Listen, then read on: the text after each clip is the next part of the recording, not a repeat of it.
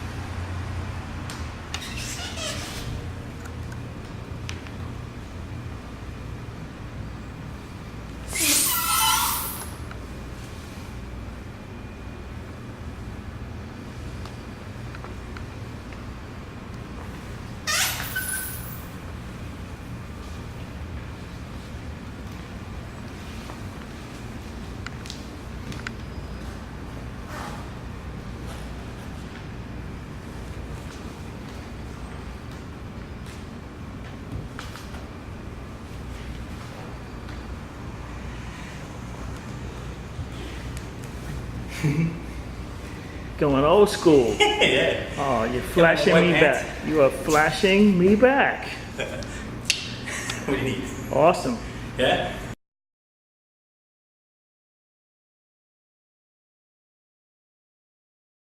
My name is Emory M Moore Jr. and this is Exercise and Movement Technique. And today I am very happy to be here with my friend and teacher, Mr. Daniel Giel. Daniel Giel Movement Technique representing in the house.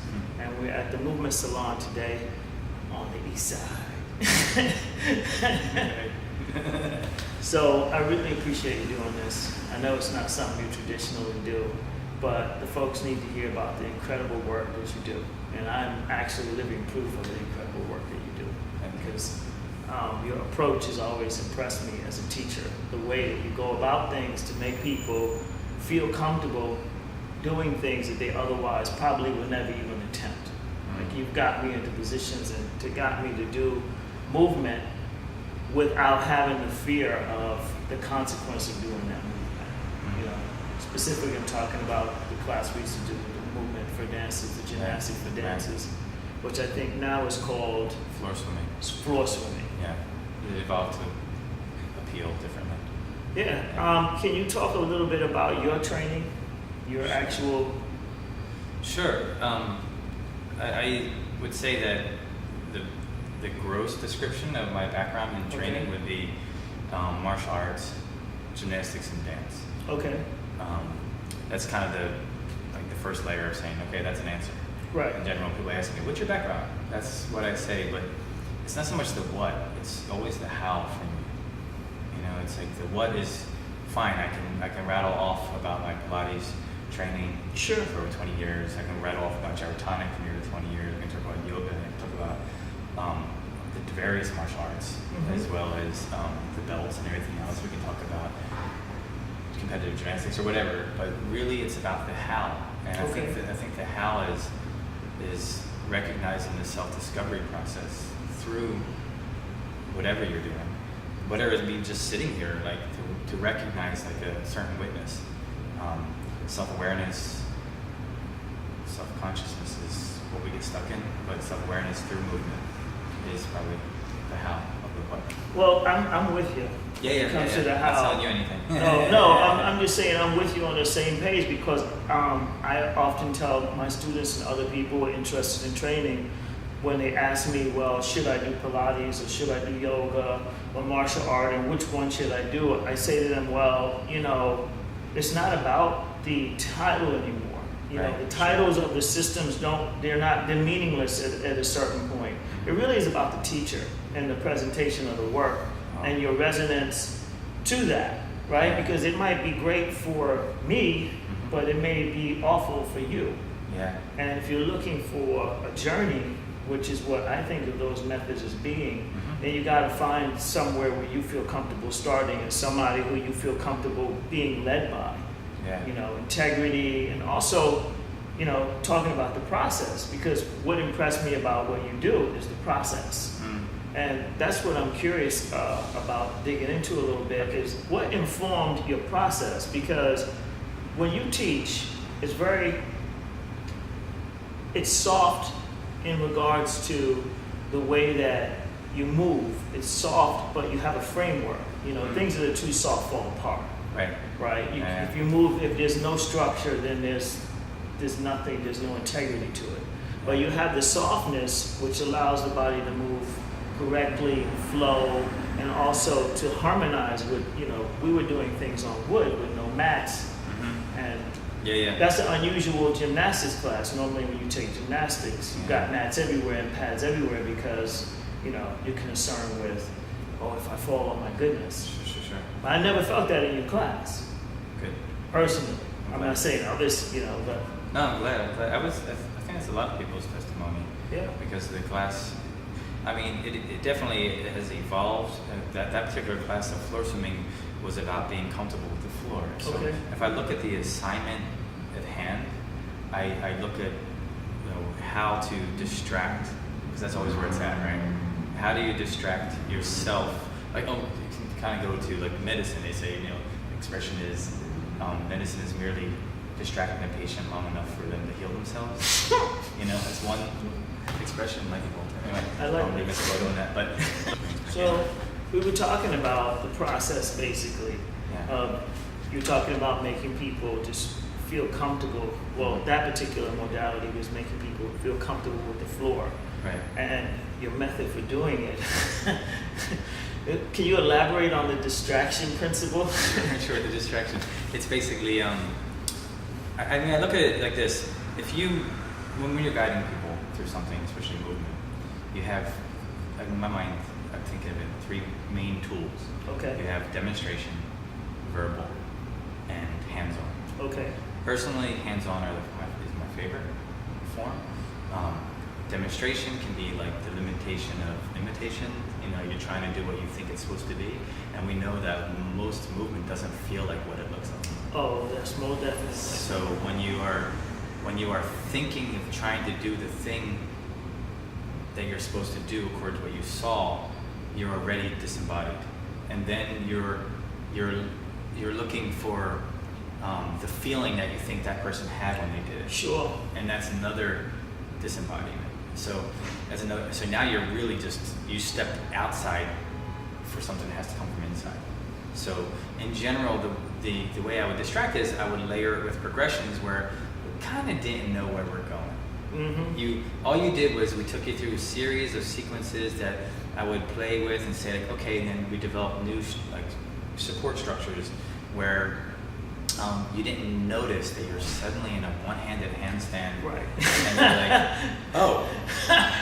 And if I back then we didn't have this point and shoots and stuff where I could have videotaped it, people would have been shocked that they were doing that. That's right. And in fact, these days I am doing that. I'll take pictures during class just to kind of catch people in motion, and they had no idea that they're doing what they've been trying to work on. They've been working on that for a long time, but that's the thing I've been working on. I'm like, yeah, you've been doing it actually. You didn't know that you were doing it. Right. So sometimes the video could be part of the witness practice. I like that. But yeah, distraction is a big part of the process, I feel, because the hands-on, awesome, imitation of the demonstration, way confusing. Okay. So, and then verbal is actually, keep changing the language moment to moment for people. Well, I totally get the distraction because I got people out also in the wilderness. We do a lot of climbing and stuff. And you're 1,000 feet, 2,000 feet up, and there's daylight on both sides, and people's knees are knocking. If it was 3 feet off the ground, they wouldn't give it another thought. Like they've got plenty of room, there's no problem whatsoever. Exactly. It's just a perception that I'm so high that I can no longer do this. Whereas if you were on that table, you wouldn't think about it. Exactly. So puts them in the right place. Right. You have to take your mind to the, either draw them directly to getting so involved with what they're doing that the rest kind of fades away. Yeah. Or, you have really good jokes. I have really good jokes. And you're distracting. And music. Absolutely. Also. Oh my gosh, music is huge part of that too, because if you feel the vibration of that and you just kind of go with the flow, so to speak. Right. I should confess though too that back then I was in process too. I mean, I always am. We're always in Let's process say, aren't too. we always? Yeah, we're always in process. Like, I got a lot of. You mean you were more in process? You mean you were pulling? I mean, my full potential is reached already. No. I mean, in terms of, I don't have to eat anymore. Sorry. No, it's just in process. I mean, in terms You of. still eat? No, I I'm just sun-gazed. I don't sun-gaze. Just checking. No, that's why we're here. No, but I mean, in terms of, like, I saw a need in that particular realm. In other words, I have all these different enjoyments about movement, and I've explored them, and I exploit them, and I do all kinds of stuff over time. But I started dancing when I was 22. Okay. I started like modern dance as 22. That's 23, unusual. 23. Yeah, but I mean, it's actually kind of common for men oftentimes if they had any kind of athletic background, they found themselves in college and they decided to like dance more than philosophy. I see. That does happen, but I didn't discover it there. I discovered it through contact improvisation because I was literally a little bit depressed because I had done martial arts for a long time before that and acrobatics, gymnastics, and I didn't know what to do. What next? I was like, I left it, I was kind of walking around like, what do I do with this physical passion, blah, blah, blah. And a friend of mine said, why don't you come to this contact improvisational class? And I was like, what's that? He's like, I don't know. So I already began there in a certain sense of going, I mean, I don't know if I ever shared this part with you, but I went there and tell me, I'm a Gemini, you know, I'll talk to your ear off about this stuff, so you can edit whatever you need to edit. Too much information. But I literally went there with my friend to find out. I thought maybe it was what I would call now stage combat. Okay. Like, you know, like, oh, you do this contact, and then you improvise off of that. Oh. Like, so I had no idea, you know. So when I went to this class, I walked in. Well, I don't think people know what contact improv is in the dance. Well, sense. hopefully no one really knows, even people who think they come from contact improvisers, because of it's become, unfortunately. I've been in those classes, and I'm positive that nobody knew. But that's the distraction. But I felt. Yeah. But people really get identified with any modality, including contact improv. I'm not trying to identify with it as that. I'm just saying that I kind of had a trip into the movement through that. Right. It was an interesting bridge for me to find, like, that I was went to the first class, and my friend and I were there, and there's only two people in the class, the teacher and this woman, and they were walking around, touching each other like this, and moving around, and we're like watching, like, we're out, you know, and you know, and literally the guy said, "Do you want to come and join us?" We're like, "Oh, we're just watching." He's like, "It's not really something you watch; it's something you experience." And I was like, "Yeah, I didn't really bring any." I totally lied. And Eric Schofer, if you ever get to see this, now you know. I totally lied. Or I said, I didn't bring any comfortable clothes. I'm just, you know. And my friend said, "Oh, I have extra clothes in my bag," which I did have clothes in my bag. So now I lied about the first thing. And now on top of that, I'm wearing my friend's like short running shorts with like everything's not right. So now I'm rolling around uncomfortable with my clothes, uncomfortable with the situation. And at the end of the experience or that particular session, we had a little powwow, and it was kind of became a tradition I learned with that community at least, was you move and then you express your. Right, I know you used to like to do that. Yeah, I think it's big. I think it's important. So, but I took it on, and I was like, whoa. My mind was completely blown, like expanded. I realized I was back in my body doing martial arts and other things, and I can go further back, but I was like, oh, there's something here. And every week I talked myself out of it all week long, to not go back, and then I would still make it, and then I would leave like expanded, and then every week I go, and then I found now I want to be someone asked me to be in a performance. I was like, what is that? And they said, just come to rehearsal. And when I was there, they're like, oh my gosh, who did you train with?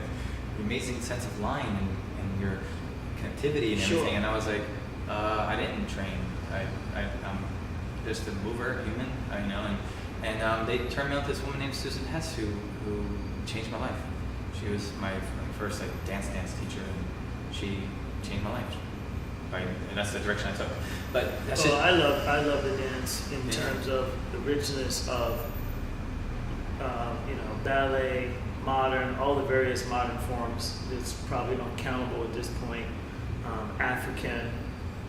I've never done any of the East Indian forms, but I don't think I've encountered anything as comprehensive as those modalities and the things that connect to them, because I consider the whole, you know, somatic exercise movement, Pilates, Alexander, you know, Laban, Klein, Feldenkrais, you know, you could go on and on, kind of like extensions, really. All the beautiful that. offshoots of these.